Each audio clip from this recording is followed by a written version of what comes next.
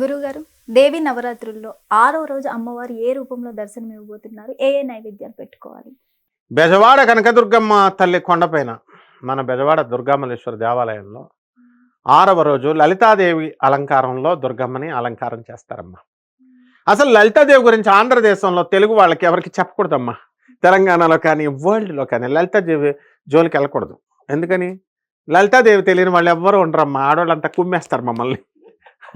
కానీ ఆ లలితాదేవిని అందరూ చేయకూడదు, అక్షర దోషాలు ఉంటాయి, మీరు చేస్తే మీకు ప్రమాదం అని జడిపించిన కాలంలో, కొంతమంది కుళ్ళు బుద్ధులున్న కాలంలో చేసేయండి అమ్మా, 5వ క్లాస్ చదవపోయినా పర్లేదు, మన లలితమ్మ ఏం చేయదని చెప్పి అందరూ చేసేయండి అనేవాడిని. తప్పులో అక్షర దోషం వస్తే సార్ అంటే వాళ్ళు, అమ్మో అక్షర దోషాలు వస్తే మీ అమ్మవారు, ఆ లలిత అమ్మవారు మిమ్మల్ని తోలు తీసేస్తుంది, మిమ్మల్ని అడుక్కునే వాళ్ళని చేసేస్తుంది అని చెప్పారు. వీళ్ళంతా ఏం చేయదమ్మా చేసేయండి అన్నాను. ఈ రోజున వాళ్ళు ఆ చెప్పిన మా గురువుల కంటే మహా పండితులు అయిపోయారు ఈ ఆడవాళ్ళంతా. అప్పుడు ఈ రోజున బ్యాచీలు అక్షరమాలం కృత ఐంవద వాగ్వాదిన్యై స్వాహ ఆ నుంచి బండిరా వరకు అంతా కూడా అక్షరమాల 52 పుర్రెలు నేసుకుని మహాకాళి ఉంది. ఆవిడెవరు? 52 అక్షరాలు అక్షరమాలిక. ఓం ఐం వద వాగ్వాదిన్యై స్వాహ సామే బసతు జిహ్వాగ్రే బ్రహ్మరూప సరస్వతి నాలిక మీద తిష్టంతో కూర్చుంటుందమ్మా. కుళ్ళు బుద్ధులు లేకుండా చెప్తే అసలు నాకు తెలుగు వచ్చేదే కాదు. అసలు English medium, railway mixed high school English మీడియంలో చదివితే మా సుబ్రహ్మ శాస్త్రి గారు తెలుగు నేర్పారు. మనం తెలుగు పండితులం అయ్యామా లేదా? మా గరికపాటి నరసింహారావు గారు, మా ప్రత్యక్ష గురువు గారు, ఆయన వచ్చి మా శృంగేరి మఠంలో ఉపన్యాసాలు చెప్పేవారు. అందరూ వినేవాళ్ళం. వచ్చిందా లేదా? అలాగే లలితాదేవి మొత్తం అందరినీ అనుగ్రహించేసింది, తెలుగు ప్రజలందరినీ అనుగ్రహించేసింది. అమలక్కలందరినీ కూడా అందరూ లలిత సహస్రాలు బ్యాచ్లు స్కాలర్స్ అయిపోయారు. అటువంటి అలంకారం అమ్మవారికి చేస్తారు బెజవాడలో. లలిత అమ్మవారు అంటే చిన్న అమ్మవారు కాదమ్మా. బండాసురుడు అనే ఒక రాక్షసుడు ఉంటాడు. వాడు అత్యంత వాడు అత్యంత పవర్ఫుల్. వాడు రాక్షసుల్లో గొప్పవాళ్ళు ఎవరంటే రావణాసురుడు, జరాసంధుడు అని చెప్తాం. నో, బండాసురుడు ఏనాడో చనిపోయినటువంటి రావణ, ఇంద్రజిత్తు, కంసుడిని, వీళ్ళందరినీ పుట్టించేస్తాడు. విష్ణుమూర్తి 10 అవతారాలు కష్టపడి ఎత్తి చంపిన రాక్షసుడిని, హిరణ్యాక్షుడిని అందరినీ పుట్టించేస్తాడు. ఆ అమ్మవారు లలితాదేవి గారు చాలా ఈజీ కదమ్మా. అమ్మవారు ఏం చేస్తుందో తెలుసా? కరాంగుళినకోత్పన్న నారాయణ దశాకృతి. కరము అంటే చెయ్యి, అంగుళి చేతుకున్న వేళ్ళు, నఖ కర అంగుళి, నఖ అంటే ఈ యొక్క వేళ్ళు. ఆ వేళ్ళని ఇలా విదిల్చింది. ఉత్పన్న పుట్టేసిని. ఏం పుట్టేసిని? నారాయణ శ్రీమన్నారాయణమూర్తి యొక్క 10 ఆకృతి అవతారాలు.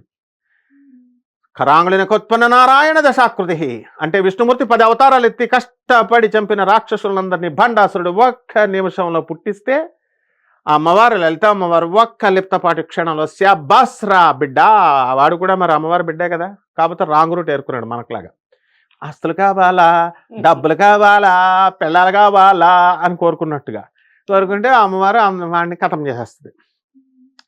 అమ్మవారు ఎంతసేపు పుట్టించడం. అలాగే 1,000,000 నక్షత్రాలు, సోలార్ సిస్టమ్, వీళ్ళకేదో పెద్ద నక్షత్రాలు, 9 గ్రహాలు ఉన్నాయి. 9 నవగ్రహాలు ప్రభావం వల్ల మనుషులు, వీళ్ళకేదో 9 ఉన్నాయనుకుంటున్నారు. ఎన్నున్నాయి? 3 × 10⁻11 సోలార్ సిస్టమ్స్. ఇంకా ఎక్కువే, అది ఇప్పుడు కనిపెట్టాం మనం. 3,200 కోట్ల నక్షత్ర మండలాలు, సోలార్ కుటుంబాలు ఉన్నాయి. కనబడిన ప్రతి నక్షత్రం ఒక సూర్యుడు. వాళ్ళకి ఫ్యామిలీస్ ఉంటాయి, భార్య భర్తలు పిల్లలు మనకున్నట్టుగా. అటువంటి వాళ్ళందరికీ కూడా అందరు గ్యాంగ్ నక్షత్రాల గ్యాంగ్ వస్తే అమ్మవారి ముక్కు పడుకుంటుంది చూడు, దాని మీద వచ్చే కాంతి, ఆ నక్షత్రాల యొక్క అన్ని కోట్ల నక్షత్రాల యొక్క కాంతి అంటే సూర్యుడు లాంటి వాళ్ళు. సూర్యుడు మనకు ఒక్క సూర్యుడే ఎంత కాంతి ఇస్తున్నాడు. 3,200 కోట్ల సూర్యుడి కాంతి వస్తే అమ్మవారి మొక్కు పడుకున్నటువంటి కాంతి, దాని ముందు అమ్మవారి మొక్కు పడుకు కాంతి ముందు అవన్నీ వెలవెలబోతాయి. ఆ కాంతి అంటే ఎంత తేజస్సు అమ్మ. ఈ అమ్మవారి బోకుగాళ్ళు అందరికీ కనబడుతుందంట. ఇప్పుడున్న వాళ్ళు, అమ్మవారు మాకు కనబడిందండి, అమ్మవారు మాకు పూనిందండి, అమ్మవారు మా శరీరంలో వచ్చేసిందండి, ఆ అమ్మవారు మేము వాట్సాప్ చేస్తున్నామండి, మాకు ఆన్సర్లు ఇస్తుందండి. ఏంటమ్మా ఇది? కాబట్టి అటువంటి లలితా తల్లి జగన్మాత మనకి అన్ని రకాల పుష్పాలతో, పసుపు కనకాంబరాలు, చామంతి పువ్వులు, అమ్మవారికి లిల్లీ పువ్వులు, ఇంకా తామర పుష్పాలు, కలవ పువ్వులు, అన్నిటితోనూ మనం పూజ చేసేయచ్చు. నైవేద్యాలు పాయసాన్నాలు మనమే కదా తినేసేవి, పాయసాన్నాలు, గారెలు, బూరెలు, పులిహార అన్నిటితోనూ నైవేద్యం పెట్టేయచ్చు. కుంకుమార్చన చేయొచ్చు. లలితా సహస్రాలు ఒకసారి చదివితే చాలదని 11 సార్లు 21 సార్లు. ఒక సెంట్రల్ ఎక్సైజ్ భార్య ఉండేది ఒక లీడర్ కింద వనస్థలపురంలో. గురువుగారు ముల్లపూడి సత్యనారాయణ మూర్తి గారు వస్తున్నారని చెప్పేసి, రైట్ రండి గురుగారు ఉంది. మా బావ కూడా సెంట్రల్ ఎక్సైజ్ కమిషనర్ కాబట్టి నేను వెళ్ళినప్పుడు, గురుగారు వీళ్ళందరూ 11 సార్లు లలితా సహస్రం చదువుతున్నారండి, ఇప్పుడు 11వ సారండి అన్నారు. ఎవరు చదవమన్నారమ్మా 11 సార్లు అన్నాను. ఒకసారి చదివితే చాలదా కాన్సన్ట్రేటెడ్గా అన్న చెప్పారా? 11 సార్లు 101 సార్లు చదివితే ఇది ఒక ఫ్యాషన్ అయిపోయింది అనమాట. అమ్మవారికి ఒక్కసారి చదివితే చాలమ్మా, ఆర్థతతో చేస్తే కరుణిస్తుంది. అటువంటి జగజ్జనని ఎలా కీర్తించాలో మన మ్యూజిక్ డైరెక్టర్ గారు చెప్తారు, ఆదిత్యరామ్ గారు. శ్రీమాత శ్రీ మహారాజ్ఞి లలిత నామము లలిత పారాయణం సర్వ పాపహరణం. శ్రీమాత శ్రీ మహారాజ్ఞి లలిత నామము లలిత పారాయణం సర్వ దుఃఖహరణం చిదానంద మహానంద చిద్రూపం నిరూపం చిదానంద మహానంద చిద్రూపం నిరూపం రాజరాజేశ్వరి బాల శ్యామల త్రిపుర